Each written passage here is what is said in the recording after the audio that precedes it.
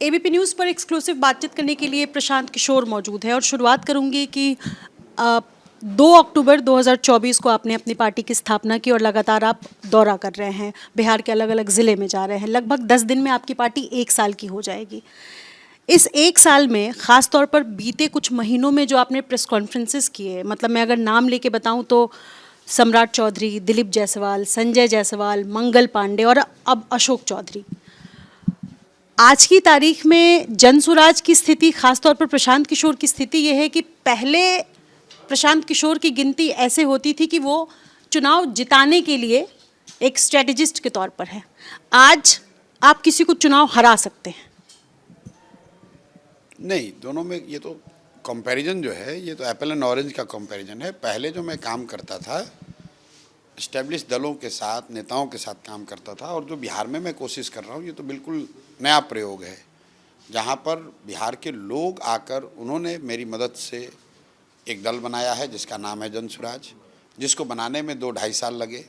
अब जब दल बन गया है तो उस दल को राजनीतिक संगठन के तौर पर, राजनीतिक ताकत के तौर पर, राजनीतिक व्यवस्था के तौर पर आगे बढ़ाने का प्रयास किया जा रहा है।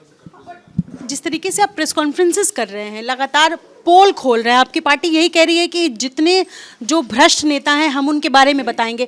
मदद कौन कर रहा है सर आपकी? जनसुराज का जो एजेंडा है, जो बातें हम लोगों ने बताई हैं कि अगर जनसुराज की व्यवस्था बनी तो 6 चीज़ जो एकदम तुरंत with in matter of days हो जाएगा, उसमें एक चीज़ भ्रष्टाचार से जुड़ा हुआ है। हम लोगों ने कहा कि जनसुराज की व्यवस्था बनी तो इन मैटर ऑफ आवर्स शराबबंदी को हटा दिया जाएगा, शराबबंदी के फर्जी कानून को हटा दिया जाएगा। अगर जनसुराज की व्यवस्था बनी तो 24 घंटे या 72 घंटे के अंदर 60 वर्ष से ज़्यादा उम्र की हर महिला, पुरुष को, विधवाओं को, विकलांगों को 1100 नहीं 2000 रुपये का पेंशन मिलने लगेगा। तीसरी बात कही गई कि 7 दिन के अंदर अंदर एक नया विभाग बना दिया जाएगा जिसका काम सिर्फ और सिर्फ ये होगा कि बिहार से बाहर गए 50 लाख युवाओं को वापस लाकर यहाँ पर रोजी रोजगार की व्यवस्था कैसे की जाएगी। चौथा काम ये होगा कि जिन गाँवों में सरकारी विद्यालय की स्थिति खराब है, वहाँ पर लोगों को ये सुविधा दे दी जाएगी कि वो चाहे तो प्राइवेट स्कूल में अपने इलाके में अपने बच्चों को पढ़ाएं, उसका फीस सरकार भरेगी। पांचवा काम ये कहा गया कि मनरेगा को सीधे कृषि से जोड़ दिया जाएगा, ताकि बिहार का किसान जो धान, गेहूं, ज्वार, बाजरा की खेती छोड़कर नकदी फसल की खेती करना चाहता है, उसको मनरेगा के तहत मजदूर मुफ्त में दिए जाए, मुहैया कराए जाएँ। और छठवां काम जो किया जाएगा कि बिहार के 100 सबसे भ्रष्ट नेता और अफसर, जिनको पिछले 3 साल में हम लोगों ने चिन्हित किया है, उन पर कार्रवाई के लिए एक अध्यादेश लाया जाएगा, नया कोर्ट बनाया जाएगा, और उन पर न सिर्फ कानूनी कार्रवाई होगी बल्कि उनसे और उनके आने वाली पीढ़ियों से बिहार के से लूटे हुए पैसे की वसूली होगी। अब इसी क्रम में जो छठवीं बात होनी है, उसी क्रम में जो 4-5 सबसे बड़े लोग, चेहरे हैं, उनके बारे में जनता को बताया जा रहा है कि भाई देख लो कि भ्रष्टाचार का स्केल कितना बड़ा है। जिस बिहार में गरीब व्यक्ति 400 रुपया के पेंशन पर अपना जीवन बिता रहा है, वहाँ पर बिहार सरकार का मंत्री सैकड़ों करोड़ रुपए की प्रॉपर्टी खरीद रहा है। जहाँ पर बिहार के बच्चे 10-12 हज़ार रुपये के लिए अपना घर परिवार छोड़कर अपना हड्डी गला रहे हैं, वहाँ पर यहाँ के नेता और मंत्री करोड़ों में लूटपाट कर रहे हैं, और इतना पैसा लूट रहे हैं कि जानकारी के मुताबिक इन लोगों ने अमेरिका में, इंग्लैंड में, ऑस्ट्रेलिया में घर और प्रॉपर्टी खरीदी है। तो बात जनता को बताई जा रही है। जैसे शराबबंदी पर बात करते हैं, जैसे बिहार की शिक्षा व्यवस्था पर बात करते हैं, वैसे ये भ्रष्टाचार पर बात कर रहे हैं। तो ये जो आप प्रेस कॉन्फ्रेंसेस आए दिन कर रहे हैं, इतने मोटे मोटे कागज़ लेकर आप आते हैं, सबूत के साथ आते हैं, कौन मदद कर रहा है आपकी? बिहार में हर वो व्यक्ति जो व्यवस्था से जुड़ा हुआ है और इस व्यवस्था से नाखुश है, वो यहाँ के बड़े अधिकारी हो सकते हैं, यहाँ के नेता हो सकते हैं, बड़े पत्रकार हो सकते हैं, आरटीआई एक्टिविस्ट हो सकते हैं, सामाजिक राजनीतिक कार्यकर्ता हो सकते हैं, और जो रूलिंग पार्टी हैं, जिन दलों के नेताओं की आप बात कर रहे हैं, उन दलों में जो बड़े नेता हैं वही लोग सारी जानकारी दे रहे हैं। क्योंकि मैं कोई इन्वेस्टिगेटिंग एजेंसी तो चलाता नहीं हूँ, हम तो रोज़ अपना काम कर रहे हैं, तो जानकारी आ कहाँ से रही है? जानकारी बिहार के उन लोगों से आ रही है जो लोग इन लोगों को एक्सपोज होते देखना चाहते हैं। हालिया आरोप पर मैं बात करूंगी प्रशांत जी आपसे। आपने अशोक चौधरी पर जो आरोप लगाए, उसके बाद आज अशोक चौधरी ने आप पर 100 करोड़ का मानहानि नोटिस भेजा है। ठीक है, तो आपके जरिए उनको पूर्व सूचित कर देता हूं कि अपने वकील को बोल दीजिए एक और ऐसा मानहानि का नोटिस बना ले, क्योंकि अगले 2-4 दिन में आप पर एक और बड़ा खुलासा करने जा रहे हैं। मानहानि का नोटिस भेजने से प्रशांत किशोर डरने वाले नहीं हैं। आपने जवाब नहीं दिया, आप पर जो इल्ज़ाम लगाए गए, आप पर जो आरोप है उसका आपने जवाब नहीं दिया। जवाब तो किन्हीं नेताओं ने। एक मिनट रुक जाइए, भाई जिन्होंने मानहानि भेजा उस पर बता रहे हैं। आपने किसी वकील को बोला नोटिस भेज दो। भाई आप लोग को ये समझने की ज़रूरत है, और जनता समझती है इस बात को, मानहानि का नोटिस भेजना क्लीन चिट नहीं है। ये कोर्ट का कोई ऑर्डर थोड़ी ना है कि अब अशोक चौधरी बच गए आरोप से। जो आरोप आप पर लगे हैं उसका जवाब आपको देना है। उसका जवाब न देकर आप मानहानि का नोटिस भेज रहे हैं, तो मानहानि का नोटिस आपने वकील से भेजा है, वकील हमारे निपटेंगे उनसे। हमारी आपसे जो पॉलिटिकल लड़ाई है वो सीधी बनी हुई है। आप पर जो आरोप लगाया गया है उस पर हम कायम हैं, उसका जवाब दीजिए। और ये सिर्फ मैं ही नहीं कह रहा हूँ, ये तो उनके दल के नीरज जी भी बोल रहे हैं, जो मुख्य प्रवक्ता हैं। नीरज कुमार के बारे में बिहार में ऐसा कहा जाता है कि नीरज जी वही बोलते हैं जो नीतीश जी कहते हैं। तो आज अगर नीरज कुमार ये कह रहे हैं कि अशोक चौधरी आके सफाई दीजिए, बयान दीजिए, तो राजनीति से प्रशांत किशोर प्रेरित है ना। जदयू के नेता तो नीतीश अशोक चौधरी से उनका राजनीतिक झगड़ा नहीं है, तो वो क्यों कह रहे हैं। आरके चौधरी, आरके सिंह, इतने बड़े नेता, 2 बार के केंद्रीय मंत्री, इतने बड़े आईएएस अफसर, उनको तो कोई उनके चरित्र पर दाग नहीं लगा सकता, उनको कोई बेईमान नहीं कह सकता है। उन्होंने क्या कहा कैमरे पर कि भाई जिन पर आरोप लगा है वो आकर बताइए। आप लोग आरोप क्या लगा है कि आप हत्या के अभियुक्त रहे हैं, आप जेल काट कर आए हैं, और इस बात को आपने छिपाया है। तो इसमें तो कोई बहस की बात ही नहीं है। उन्होंने स्वीकार कर लिया कि हाँ हत्या का आरोप है हम पर, हम जेल में थे, नाबालिग होने की वजह से हमको जेल से राहत मिली, और उस बात को उन्होंने अभी तक बताया नहीं। उस बात का इलेक्शन एफिडेविट में उन्होंने घोषणा नहीं की। दूसरी बात जो हमने कही सम्राट चौधरी के लिए कि भाई आप कह रहे हैं कि आपने ग्रेजुएशन कर लिया, डिलीट कर लिया, कई लोग ये कह रहे हैं कि वो भी फर्जी है, लेकिन उसको छोड़ दीजिए, आपकी बात मान लेते हैं। लेकिन अगर आप ग्रेजुएशन तो तभी करोगे ना जब मैट्रिक पास किए हो। आपने ही कहा 1998 में अपने इलेक्शन एफिडेविट में कि मैं 7वीं पास हूँ, और फिर आप अब कह रहे हैं कि हमने ग्रेजुएशन कर लिया, हमने डिलीट कर लिया। तो हमने ये पूछा कि भाई बिहार की जनता ये पूछना चाह रही है कि आपने 10वां और 12वीं कब पास किया। भाई सर्टिफिकेट दिखा दीजिए, हम लोग मान लेंगे, कोई दिक्कत नहीं। इसमें कोई इल्ज़ाम तो लगा नहीं रहे। आपसे सिर्फ ये कह रहे हैं कि आपने ग्रेजुएशन किया है, तो किस साल में आप 10वां पास किए ये बता दीजिए। ठीक है प्रशांत जी, मेरा एक सवाल है। आपने थोड़े दिनों पहले अशोक चौधरी पर ये इल्ज़ाम लगाया, आरोप लगाया कि उन्होंने अपनी बेटी के लिए टिकट खरीदा। ये इल्ज़ाम मैंने थोड़ी लगाया। ये बिहार में आम चर्चा 2024 के जब लोकसभा के चुनाव हुए, पहले बात समझ लीजिए, तो ये आम चर्चा हुई कि अशोक चौधरी जी ने अपने बच्ची के लिए टिकट खरीदा। और ये मैं नहीं कह रहा हूँ, उस समय एलजेपी के जितने लीडर थे उन्होंने बजाबता एलजेपी से इस्तीफा दिया, प्रेस कॉन्फ्रेंस करी, इंडियन एक्सप्रेस जैसे पब्लिकेशन ने उसको प्रमुखता से छापा। तो मैंने यही बात दोहराया है, इसमें क्या दिक्कत है। जो आपने दोहराया, मैं उसी सवाल को आगे बढ़ा रही हूँ। तो अशोक चौधरी ने अगर अपनी बेटी के लिए टिकट खरीदा तो चिराग पासवान ने बेचा होगा, जाहिर सी बात है, एलजेपी के मुखिया हैं वो। अब ये कैसे आप कह सकते हैं। एक मिनट रुकिए, अगर बिल्कुल ठीक बात है। ये कई लोगों को लगता है कि आपने खरीदने वाले पे आप इल्ज़ाम लगा रहे हैं, बेचने वाले को छोड़ रहे हैं। सुन लीजिए मेरी बात। कई लोग कहते हैं कि हमने राजद को पैसा देके टिकट खरीदा। इसका मतलब ये नहीं है कि हर व्यक्ति ने लालू यादव को पैसा दिया। आप किसी बिचौलियों को भी पैसा दे सकते हैं। मतलब आप चिराग पासवान पर सीधा नहीं आरोप लगा। मेरे पास सबूत नहीं है उसका, मेरे पास उसका कोई प्रमाण नहीं है। ये संभव है कि किसी तीसरे व्यक्ति को आपने पैसा दिया हो और उसने चिराग पासवान से राजनीतिक विश्लेषण करके उसको टिकट दिला दिया हो। एक मिनट रुकिए, ये जो इलॉजिकल बात लोग कर रहे हैं कि अगर अशोक चौधरी ने खरीदा है तो चिराग पासवान ने बेचा है, इसका कोई मतलब नहीं है।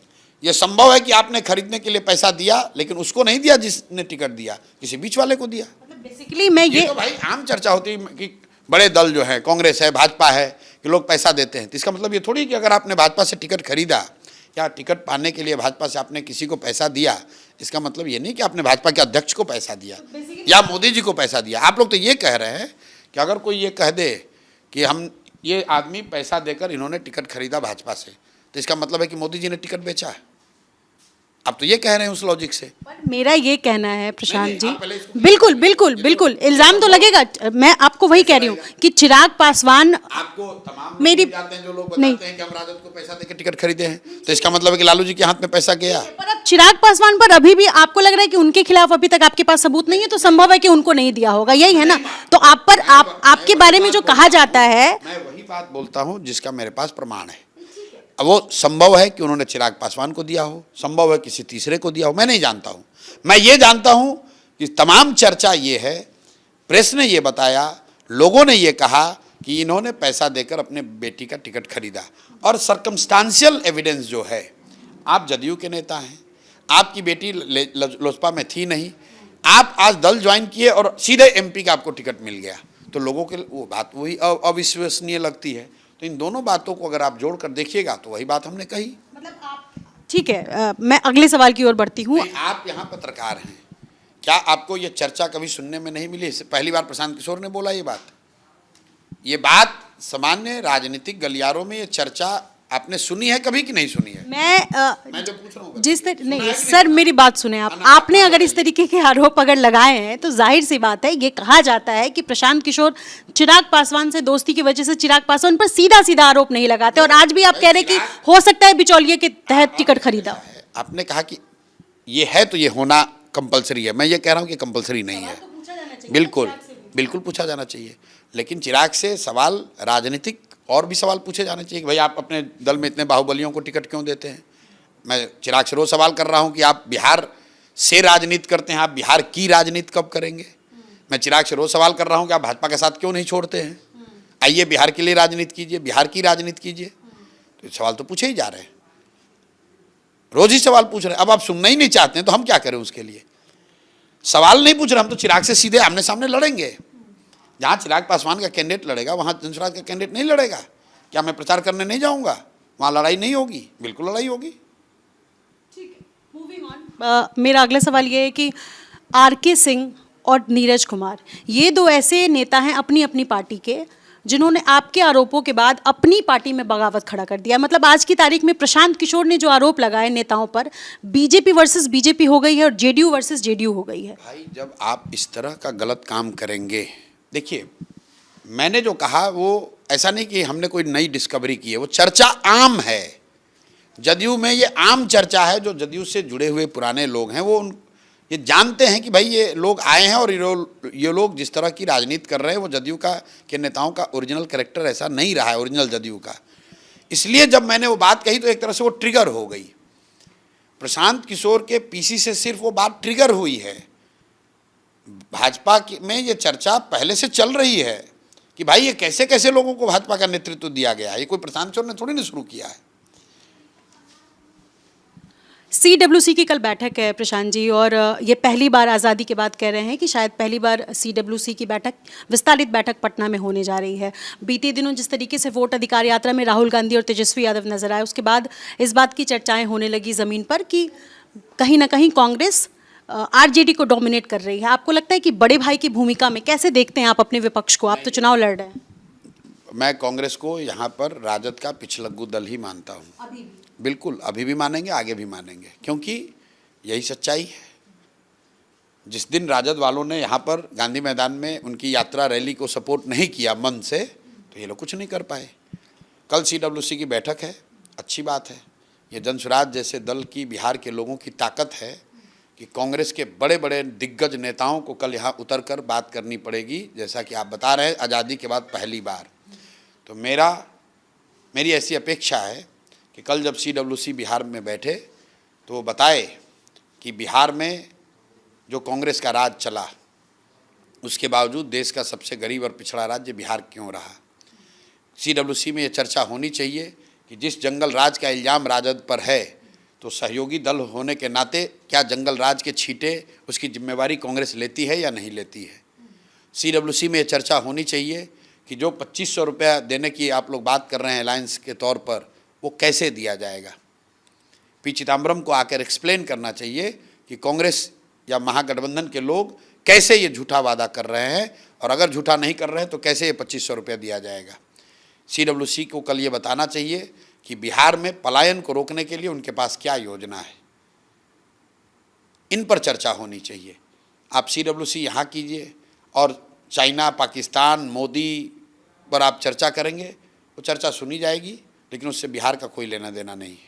प्रियंका गांधी 26 तारीख को मोतिहारी और पटना में रैली कर रही हैं और महिलाओं को संबोधित कर रही हैं। प्रियंका अलग चुनाव प्रचार में उतरी हुई हैं बिहार में। इससे पहले नीतीश कुमार ने महिलाओं को लेकर जो अलग अलग योजनाओं के तहत पैसे बढ़ाए हैं। महिलाएं, आपको लगता है कि इस बार सबसे बड़ा टारगेट है सभी पार्टियों के लिए, खासतौर पर प्रियंका गांधी को जिस तरीके से देखेंगे अकेले चुनाव प्रचार में है? ऐसा है, लोकतंत्र है, हर नेता, हर दल, हर फॉर्मेशन को अपनी बात कहने का अधिकार है। हम लोग अपनी बात कह रहे हैं, वो लोग अपनी बात कह सकते हैं, तय जनता को करना है। जहाँ तक रह गई कि महिलाओं पर, तो भाई 50% आबादी है, 50% वोट महिलाओं का है, तो नेचुरली उन पर फोकस तो रहेगा ही रहेगा। प्रियंका की रैली से फर्क पड़ेगा आपको लगता है? अब पड़ेगा कि भाई कोई भी रैली कर ले कोई फर्क नहीं पड़ेगा, क्योंकि कांग्रेस यहाँ मुख्य दल नहीं है, यहाँ मुख्य दल राजद है। अगर लोग राजद को वोट नहीं देंगे तो कोई रैली कर ले कांग्रेस, उससे क्या फर्क पड़ने वाला है। दूसरी तरफ सीमांचल में असदुद्दीन ओवैसी 3 दिन की यात्रा पर है, वो अपना वोट बैंक टारगेट कर रहे हैं। बहुत कोशिश हुई कि वो महागठबंधन का हिस्सा बन जाए, लेकिन AIMIM नहीं बन पाई है, वो अलग टारगेट कर रहे हैं। अब ये कहा जा रहा है कि आप NDA को डेंट करेंगे और असदुद्दीन ओवैसी अगर डेंट करते हैं तो वो RJD को। अब भाई ये तो एनालिस्ट और आकलन करने वालों का अपना नज़रिया है। 2 साल तक तो आप लोग यही कहते रहे कि आप यहाँ इसलिए आए हैं कि भाजपा की मदद हो और मुसलमान वोट आप ले लीजिएगा, उससे भाजपा की मदद होगी। ये इल्ज़ाम हम लोग पर लगा और आज आप ही लोग कह रहे हैं कि आप भाजपा का वोट काट रहे हैं। तो पहले आप अपना आकलन तय कर लीजिए कि आप कहना क्या चाह रहे हैं। किसको कैटर कर रहे हैं प्रशांत किशोर? आप तय कीजिएगा ना, आप तो अपनी सुविधा अनुसार सवाल करते हैं। आपने 2 साल पहले आप लोगों ने कहा कि आप तो भाजपा के इशारे पर यहाँ आए हैं, महागठबंधन का वोट काटिएगा, भाजपा को फायदा होगा। अब आप ही लोग कह रहे हैं, हम उस समय भी हमने मना किया कि नहीं ऐसी कोई बात नहीं है। अब आप ही लोग आकर करेंगे नहीं, आप भाजपा NDA का वोट काट रहे हैं, महागठबंधन की मदद कर रहे हैं। तो पहले भैया आप लोग तय कर लो कि हम किसका वोट काट रहे हैं। आपके पास हमारी जो समझ है, हम बता रहे हैं कि हम दोनों का वोट काट रहे हैं और इतना वोट काट रहे हैं कि दोनों कटकर खत्म हो रहे हैं। दोनों ही कटकर खत्म हो। दोनों कट के खत्म हो रहे हैं। आप जिस तरीके से तमाम यात्राएं चली, अभी तेजस्वी यादव ने भी यात्राएं की, इस तरीके की यात्राओं से इस बार लगता है कि लाभ होने वाला है महागठबंधन को? बिहार में लोकतंत्र की ताकत बढ़ी है, लोगों की ताकत बढ़ी है, क्योंकि अब उनके पास एक विकल्प है। सबके प्रोग्राम, सबके कार्यक्रम, सबकी यात्राओं, सबकी बातों को सुनने के बाद जनता के पास एक अवसर है कि वो देख ले कि किसके साथ चलने से उनका और उनके बच्चों का भविष्य सुधरेगा। जो 35 साल से राजनीतिक बंधुआ मजदूरी थी, जहां लालू के डर से मोदी नीतीश और मोदी के डर से लोग लालू को वोट देते थे, करीब करीब वो बंधुआ मजदूरी जनसुराज ने ख़त्म कर दी है। अब लोगों को इन 3 के बीच में तय करना है कि वो जो व्यवस्था अभी चल रही है इसको कंटिन्यू करना चाहते हैं, या वापस से जंगल राज लाना चाहते हैं, या नई व्यवस्था बनाना चाहते हैं जिसका नाम जनसुराज है। कुछ एक सवाल मेरे और है, अगर आप कहेंगे तो मैं पूछूंगी। हाँ, हो गया खबर, इतना आपने कहा था 15 मिनट ज़्यादा हो गया, फिर आगे 4 दिन में कर लीजिए। दो सवाल और है। एक तो RJD के पास अशोक महतो हैं, मुन्ना शुक्ला है, JDU के पास आज की तारीख में अनंत सिंह है, आनंद मोहन जेल से बाहर निकल चुके हैं। बाहुबलियों की एंट्री एक बार फिर से हो गई है, मतलब एक बाहुबलियों को ख़त्म करने के लिए दूसरी सरकार आई और अब दूसरी सरकार के पास भी बाहुबलियों का जमावड़ा लग गया है। कट्टा, कैश और कलम, इन 3 चीज़ों की आजकल खूब चर्चाएं हो रही हैं बिहार में। तेजस्वी ने पेन बांटा, कलम बांटा और कहा कि पहले सरकार यहाँ पर बंदूक बांटा जाता था मोकामा में, हम कलम बांट रहे हैं। नीतीश कुमार कैश बांट रही है, इस पर क्या कहेंगे? तेजस्वी ने कलम नहीं बांटा, तेजस्वी ने कलम फेंका। कलम बांटने और कलम फेंकने में फ़र्क है। जो पढ़े लिखे और अनपढ़ में फ़र्क है, वही फ़र्क कलम बांटने और कलम फेंकने में है। जो व्यक्ति पढ़ा लिखा हो, पढ़ा लिखा न भी हो, जिसके मन में शिक्षा के प्रति सम्मान हो, वो कभी कलम फेंकेगा नहीं, क्योंकि कलम सीधे साक्षात हम लोग सरस्वती का रूप उसको मानते हैं। लोग सरस्वती जी के मूर्ति के नीचे कलम रखते हैं इस आशा से कि हमारा ज्ञान बढ़े। तो जब मैं कहता हूँ ये 9वीं फेल है और लोग कहते हैं आप क्यों कहते हैं, तो मैं यही इसीलिए कहता हूँ कि इस व्यक्ति के मन में शिक्षा को लेकर कोई सोच, कोई सम्मान है ही नहीं, इसीलिए वो कलम फेंक रहे हैं। वो बेसिकली कट्टा वाले नेता हैं। और जैसे शेर बूढ़ा हो जाता है तो कहानी सुनते हैं ना कि वो कंगन लेकर बैठता है ताकि कोई कंगन की लालच में आए तो मैं उसको खाऊंगा। शेर बूढ़ा हो या जवान, वो घास नहीं खाएगा, वो आपको ही खाएगा। तो अगर राजद के लोग कट्टा बांटे या कलम फेंके, अगर उनको गलती से चुनोगे तो आकर अपहरण, रंगदारी, बदमाशी ही करेंगे। जनता उस झांसे में आने वाली नहीं है। दूसरी बात, आपने कहा कि नीतीश कुमार कैश बांट रहे हैं, तो हम लोग तो मन से कह रहे हैं भैया, क्या नेता लोग आएंगे, पैसा बांटेंगे, पैसे को ले लेना है। लेकिन लेने के बाद एक बार अपने जीवन में अपने बच्चों के लिए, अपने बच्चों के पढ़ाई रोजगार के लिए वोट देना है, क्योंकि आपकी वोट की कीमत 2000-5000 रुपया नहीं है। आपकी वोट की कीमत है आपके बच्चों के लिए पढ़ाई और रोजगार। बहुत शुक्रिया हमसे बातचीत करने के लिए। अपने सहयोगी शैलेश सिंह के साथ निधिश्री, ABP न्यूज़ पटना।